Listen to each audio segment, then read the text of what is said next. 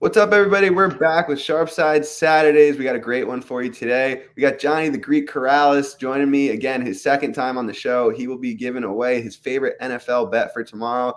And I, as usual, will be giving my favorite UFC bet for today. Gianni, how's it going, my friend? What do you like for tomorrow? Never better, man. Excited. Good time because when you have everything going on, you got Major League Baseball, World Series, college football, NFL, MMA, multiple sports at the same time. There's going to be a lot more inefficiencies on the board. You got to remember, they're going to put most of their focus into those markets that are attracting the most betting volume. So, right now, for those handicappers and sports bettors out there that know are into more of those smaller markets, you could do a lot of damage right now. The guys that are betting those smaller market sports. And even though MMA is mainstream, it's still on a Saturday like today with the card it is. It'll be more of a smaller market. So you guys should be drilling that kind of card. For myself, I'm going to go ahead and look at the NFL tomorrow for a best bet. And we're going to take advantage of prime time. Now, you don't make money betting sports by fading the public. That's one of the misnomers out there, the misconceptions that you don't want to be on the side of the public. You want to be on the side of the bookmaker. That's not true. Books make money because we have to lay 11 to win 10. Your average bettor is going to go 50-50. I mean, you flip a coin, it's going to go 50-50. It's that big that eats you up. But you could take advantage of that perception of being anti or with the book anti-public. And sometimes the perfect storm evolves. And that's what we have on Sunday Night Football, because we have the Green Bay Packers going into Buffalo. And when you think of Green Bay and you think of Buffalo, the first thing that comes to mind is high profile offenses, points, points, points, points. Nothing could be further from the truth this season. In fact, both of these teams are more defensively successful than they are offensively successful. And what I mean by that is, although Buffalo's putting up enough points, obviously, to have only lost one game, it's their defense that's getting it done. They've only allowed more than 20 points one time, and that was in a game that they lost. Well, they're favored by double digits on Sunday night. It's a game they're probably going to win outright. Those games that they've won, they have not allowed a lot of points. And then you look at the Green Bay Packers, they've had trouble scoring points this year, less than 18 points per game, but their defense is keeping them in games.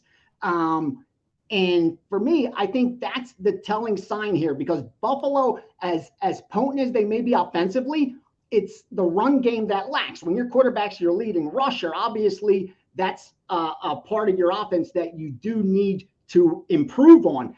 And the number one strength for the Green Bay defense is against the pass. I mean, they are number one in passing yards allowed. And I know that's not an analytic that's predictive, but it's still a piece of information that we need to factor into it. And the fact that even in jump time, they're not putting up yardage through the air on Green Bay tells me even if Buffalo wins this game and has success, they're not going to be able to just throw the ball up and down the field. I think it's not going to play out the way the perception is. The total's at 47. I think it's way too high. Anything above 45 puts us at plus EV. So let's go ahead and bet the under 47, Green Bay, Buffalo on Sunday night, prime time, baby. Yeah, I love that. I'm a Jets fan, so I watched them go into Green Bay a couple weeks ago, and it seemed like Aaron Rodgers just wasn't Aaron Rodgers anymore. That was maybe the best the Jets have played defensively all season. Aaron Rodgers seemed like he had a hand injury. It seemed like the weapons he's had in the past aren't really there this year. So I love that under spot. Bill's defense looks very good this year as well. I'm going to stick with the primetime theme. I'm going primetime as well. Main event tonight, Calvin Kattar taking on Arnold Allen. We've seen a little bit of bounce back and forth in the market this week. Sitting right around a pick 'em right now. Bet online minus 113 Allen, Kattar minus 107. I like the Calvin Kattar side this week. He's more battle tested. He's 5-round tested, which is very important to me.